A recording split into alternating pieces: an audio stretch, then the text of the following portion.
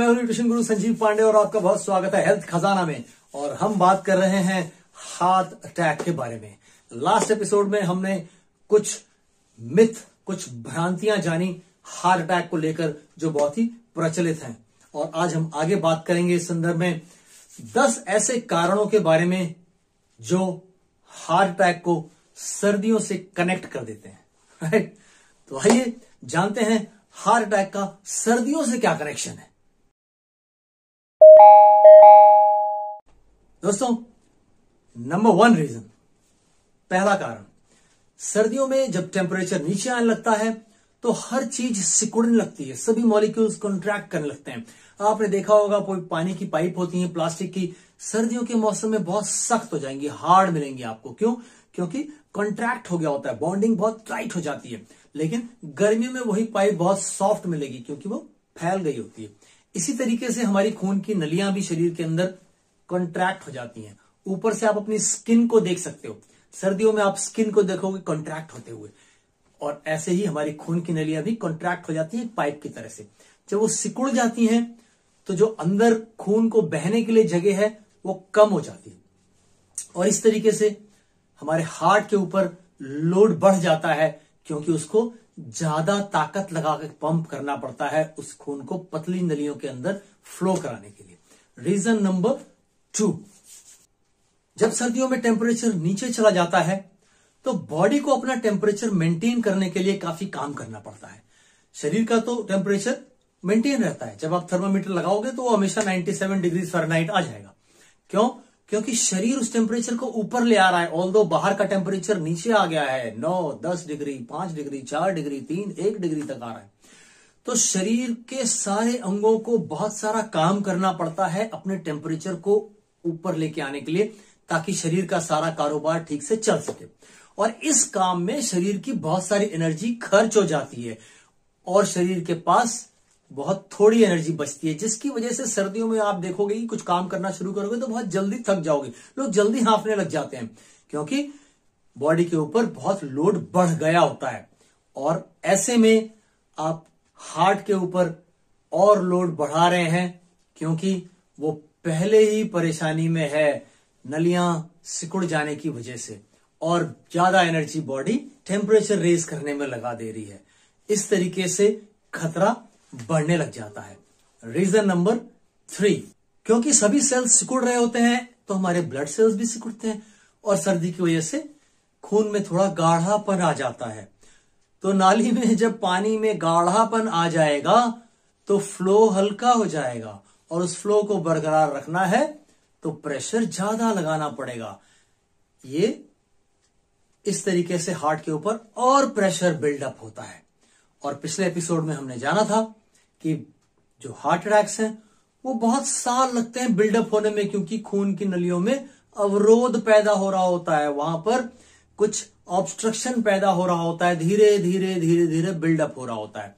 उस ऑब्स्ट्रक्शन की वजह से ऑलरेडी हार्ट ज्यादा प्रॉब्लम में है, और ये सारे रीजन उसमें एडअप करने लग जाते हैं।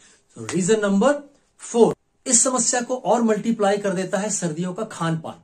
सर्दियों में लोग खूब तला भुना खाने लग जाते हैं, पनीर के पकौड़े, चिकन फ्राई, ज्यादा ऑयल कंज्यूम करने लग जाते हैं, जिसकी वजह से ओमेगा 6 के लेवल्स राइज करने लगते हैं, कोलेस्ट्रॉल लेवल राइज करने लगता है, और ये समस्या को और बढ़ा देता है। रीजन नंबर 5, सर्दियों में ऑटोमेटिकली ही जो बॉडी का कोलेस्ट्रॉल लेवल है वो अप रहता है। बॉडी ज्यादा कोलेस्ट्रॉल प्रोड्यूस कर रही होती है सर्दियों में, वो अपने आप उस प्रॉब्लम को और एग्रीवेट कर रहा होता है। देन रीजन नंबर 6, विंटर्स में फिजिकल एक्टिविटी बहुत कम हो जाती है। जो लोग थोड़ा मोड़ा एक्सरसाइज करते भी थे वो भी कंबल में, रजाई में सिकुड़ जाते हैं। लोग वॉक के लिए जाते थे वो भी कम कर देते हैं। आउटडोर एक्टिविटी न के बराबर सी हो जाती है, जिसकी वजह से शरीर को कोई कसरत नहीं मिलती। ये समस्या को और बढ़ाने में हेल्प करता है। रीजन नंबर 7, सर्दियों की सुबह स्ट्रेस हार्मोन्स का लेवल बहुत हाई होता है, और ये स्ट्रेस हार्मोन्स का लेवल हाई होना आपके सर्कुलेटरी सिस्टम में और भी ट्रबल पैदा करता है। रीजन नंबर 8, सर्दियों में आमतौर पे देखा जाता है जो अल्कोहलिक्स हैं या ड्रिंक करते हैं वो उनकी फ्रीक्वेंसी बढ़ जाती है, ज्यादा अल्कोहल कंज्यूम करना शुरू कर देते हैं, उनको लगता है कि सर्दी से बचाव होगा। जो स्मोकर्स हैं ज्यादा स्मोक करने लगते हैं, एक साइकोलॉजिकल इफेक्ट होता है कि इससे गर्मी रहेगी शरीर में, और इस तरह के जो और नशे हैं तंबाकू वगैरह, इस सब का सेवन बढ़ जाता है सर्दियों में, ये रिस्क को और इंक्रीज कर देता है। रीजन नंबर 9, सर्दियों के मौसम में लोग पानी का कंजम्पशन न के बराबर कर देते हैं। वाटर इनटेक एकदम लोएस्ट लेवल पर आ जाता है, जिसकी वजह से बॉडी डिहाइड्रेटेड रहती है और जो ब्लड है वो भी गाढ़ा होता है लिक्विड की कमी की वजह से शरीर में, और ये प्रॉब्लम को और मल्टीप्लाई करने लगता है। अब आप इस तरीके से देखिए कि एक हार्ट जो पहले से ट्रबल में है क्योंकि बॉडी में ब्लॉकेज क्रिएट हो रहा है, ऑलरेडी उसके ऊपर प्रेशर ज्यादा है, ज्यादा ताकत लगानी पड़ रही है उसको, उसमें जब इतने और रीजंस एड अप हो जाएंगे तो क्या होगा? ऑब्वियसली हार्ट अटैक होगा। हाँ, इसीलिए हमको आपको सर्दियों के सीजन में इतनी ज्यादा खबरें सुनने को मिलती हैं हार्ट अटैक्स की। सर्कुलेटरी सिस्टम से संबंधित प्रॉब्लम्स बहुत बढ़ जाती हैं, हार्ट प्रॉब्लम्स इंक्रीज हो जाएंगी, है ना। और ऐसे में आप एक और चीज सुनते हो बार बार जिसे कहते हैं लकवा मार गया, पैरालिसिस का attack, again problem of the circulatory system. तो सर्दियों में हमें ज्यादा सजग हो जाना है, अगर हमारा लाइफस्टाइल ठीक नहीं है तो और भी ज्यादा। रजाई कंबल में बहुत समय नहीं बिताना है, अपनी फिजिकल एक्टिविटी को जारी रखना है। तो अब बात करते हैं सोल्यूशन पर।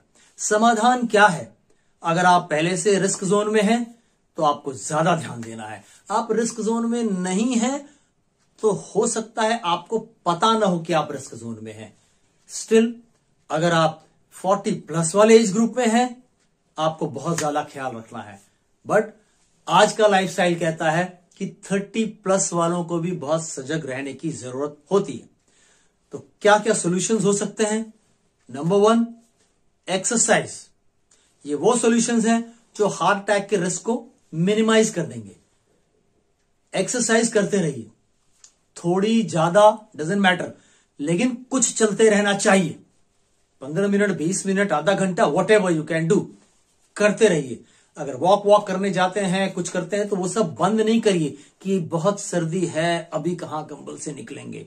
आप हाई रिस्क जोन में घुस रहे हैं। सोल्यूशन नंबर 2, आपका जो डाइटरी इनटेक है, भोजन जो है, हाई न्यूट्रिटिव वैल्यू का होना चाहिए। अच्छा न्यूट्रिशन होना चाहिए आपके भोजन में, इसका बहुत ख्याल रखना होगा। क्यों? क्योंकि ये जो सीजन है सर्दियों का, ये हमारा ईटिंग पैटर्न चेंज कर देता है और हम बहुत सारी ऐसी चीजों पर आ जाते हैं जो बहुत ज्यादा तेल घी वाली, तली भुनी वाली होती हैं, राइट। एंड सोल्यूशन नंबर 3, आपको सप्लीमेंटेशन का सहारा लेना चाहिए। क्यों? क्योंकि जो सबसे इंपॉर्टेंट न्यूट्रिएंट है इस सीजन में आपको सेफ जोन में रखने के लिए वो है ओमेगा 3, और वो हमें अपनी डाइट से पर्याप्त मात्रा में नहीं मिल रहा होता, और सर्दियों में आपको इसकी विशेष आवश्यकता होती है ताकि आपका जो ब्लड फ्लो है वो स्मूथ बना रहे। स्पेशली 40+ एज ग्रुप, आपके घर में माँ बाप हैं, दादा दादी हैं, उन लोगों को जरूर सप्लीमेंटेशन पे रखे ओमेगा 3 के, ये आपके लिए बहुत काम करेगा। एंड सोल्यूशन नंबर 4, अगर आप ओबीस कैटेगरी में आते हैं, ओवरवेट, तो आपको और सजग रहना होगा। आपको अपने वेट पर कुछ तो करना पड़ेगा उसको कंट्रोल में लाने के लिए। यही 4 समाधान हैं अगर आप अपने आप को हार्ट अटैक के रिस्क से बाहर रखना चाहते हैं। एक्सरसाइज जारी रखें, अच्छा भोजन करें, संतुलित न्यूट्रिटिव फूड, सप्लीमेंटेशन जारी रखें, स्पेशली ओमेगा 3 का, and last but not least, अपना वजन कंट्रोल में रखें, उसको कम करें। अगर आप ये 4 काम करते चलेंगे तो आप हार्ट अटैक के रिस्क से दूर बने रहेंगे, राइट? कोई नहीं चाहता दुनिया में कि ऐसा कुछ हो, लेकिन फिर भी अराउंड 7 मिलियन लोग हर साल हार्ट अटैक से जान गंवा देते हैं। मुझे मालूम है हम और आप उसमें से नहीं हैं, तो हमें अपनी हेल्दी जर्नी जारी रखनी है, राइट? फिर मिलते हैं दोस्तों आपसे, तब तक के लिए स्वस्थ रहिए, मस्त रहिए। जय हिंद।